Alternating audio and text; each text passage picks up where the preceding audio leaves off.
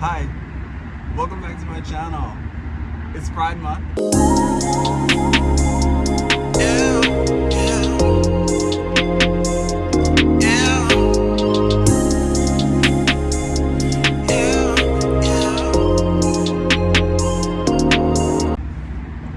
Hi, welcome back to my channel.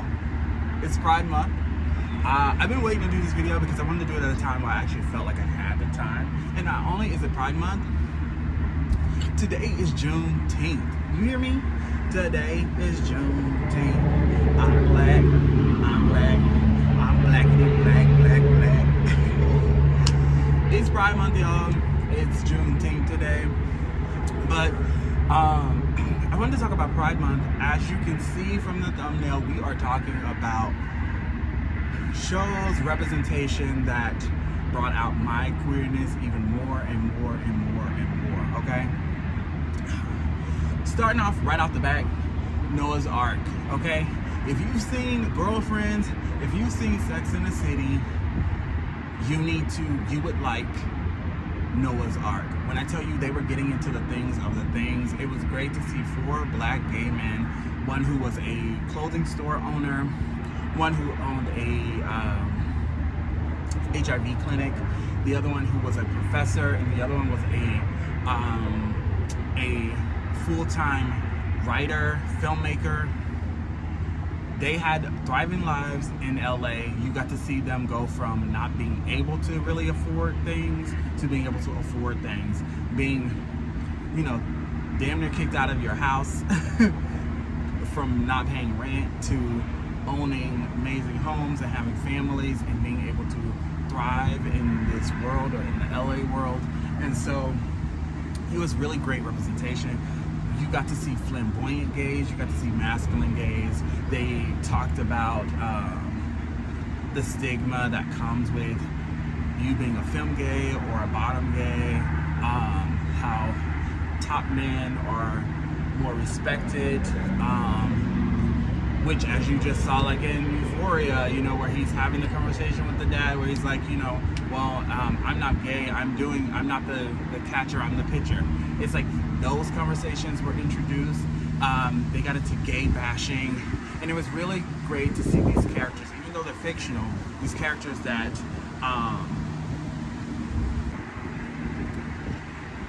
you got to see these gay characters really thrive, and they had these real conversations. Like I said, they mentioned bashing. They got into cheating. One couple moved his whole entire life within 3 months. They talked about relationships moving too fast. The premise of it was a straight guy having his gay awakening and fall in love with the guy. It was the only guy that he had ever been with. And before that, he was with women. So it was beautiful to see. Next for me was Queer as Folk. Now, Queer as Folk, I shouldn't have been watching that, just to be completely real. And I think that's where I learned.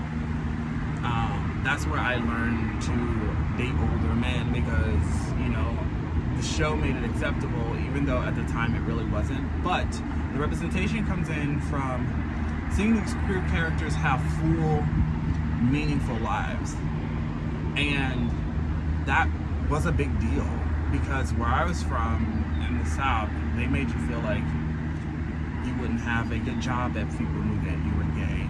You wouldn't have a real life. You would basically be going damn to hell, damn if you do, damn if you don't. Like, you're already damned. So that show was really great representation to that older guy showing that young guy to live as freely as you want to live. Live free. The rest will fall in line, and if they don't, F them. Okay? Next, Degrassi. It was so cool to see young Marco, Riley, Zane. Good to see these gay characters, with Marco seeing gay bashing and what that looked like, and how you feel like you can't really really talk about these things, or what it's like when people just treat you differently just because of the clothes that you wear or the way that you walk. I remember when I was younger, people were like, oh, he walked like this. And I thought it was so weird that men would comment on the way that another man is walking. Gay, gay, gay, gay, gay, gay, gay, gay. And even now when I go back home, it's so funny to see how men make faces when they're hanging on my every word, when they are scared to get close to me. And I'm like, first, you think that you are that attractive? I don't know who told you that with the missing tooth. And then, that was nothing for me to say. God, I'm sorry, I didn't mean that. It's like, it's so weird, and it was so fun to see this character come out in high school, and it'd be difficult, but have real friends around him. Riley's character being the athlete and being closeted. Is that really necessary? I am sitting out here on the balcony talking. I don't even know if y'all can hear me, but oh well. Seeing Riley go through having to be an athlete and being closeted and wanting to be in a relationship with someone who he really liked, who was open, or even going back to Marco and him being in that relationship where his boyfriend was in college and, you know, lying about his life. Will and Grace was a big one for me too. It was seeing a gay man in New York thriving and living life. Moonlight was a huge one, even though I was out by then and living on my own in Seattle. It was really great to see this coming of age movie, and I always say it's not a gay movie, it's just showing representation, because this kid had one experience his entire life. So it wasn't about sex, it was about this connection that he had with someone in this really tough environment, which was ghetto slums where people treating him like crap. And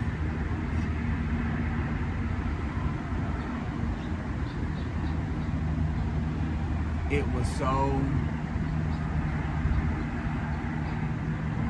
interesting to see how this character who was, I'm not about to cry, am I? This character who was so beaten down and so broken got to the space in life where he was finally at peace, but it took him so long to get there. And it's crazy because for me, the representation is a little different, where he goes into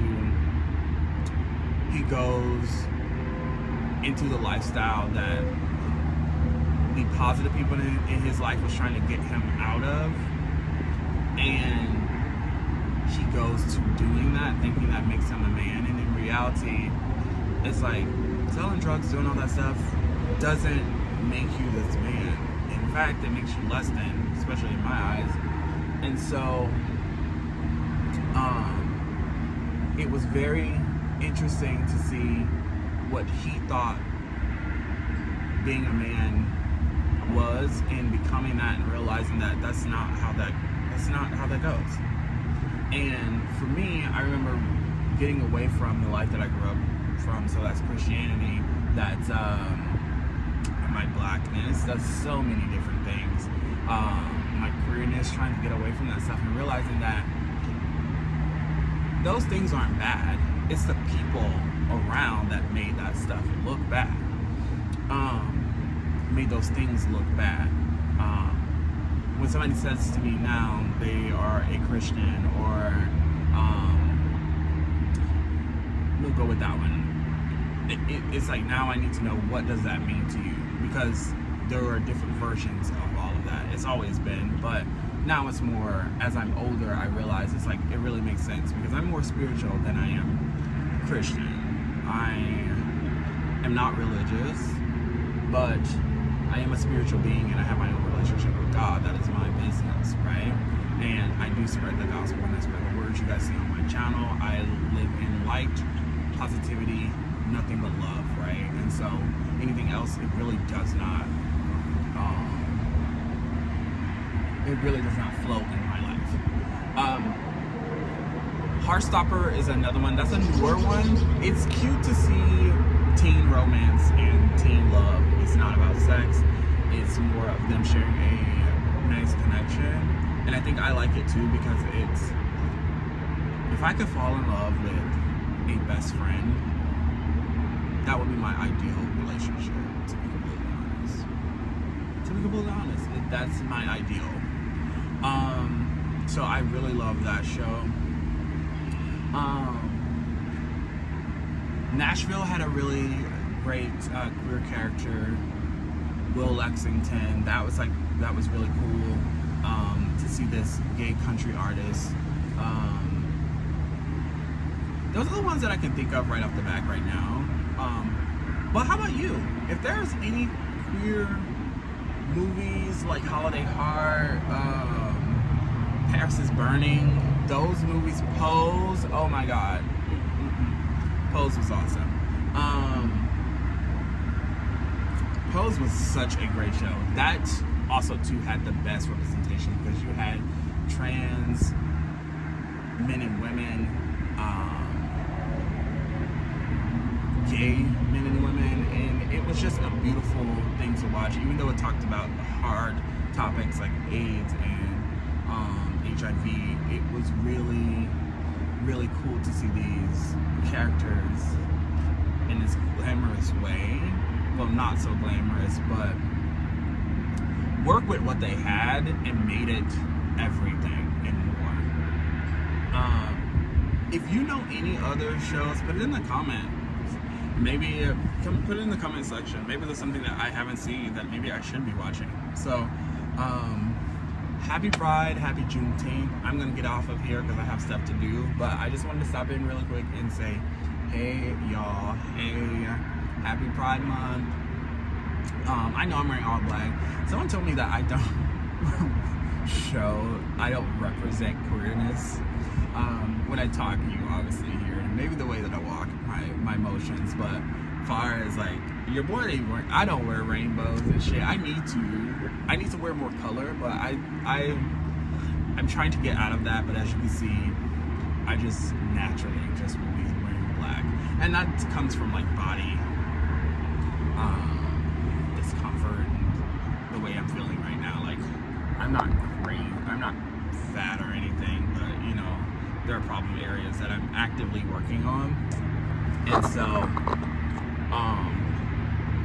but yeah guys, I'm gonna go. Happy Pride Month, happy Juneteenth. Please live in light and love and peace, prosperity. Please pass that love on. We need it. The world is crazy.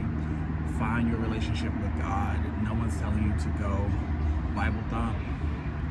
No one's telling you to go spread hate, because that's what it is. When somebody's yelling on the street on you, that is not positive.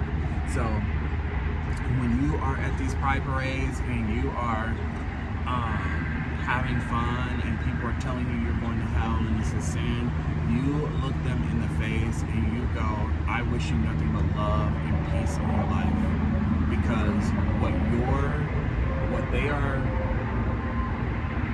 they are putting out there, they have to, I don't understand how they don't feel it. That doesn't feel good. I mean, I feel great when I'm talking about the love that I have for myself, for God, for the people around me, for the people that I don't even know. I just want people to live in love and peace and light and prosperity and have good joy in their life. And so when you go out there, you spread that same message. Once again, happy Pride Month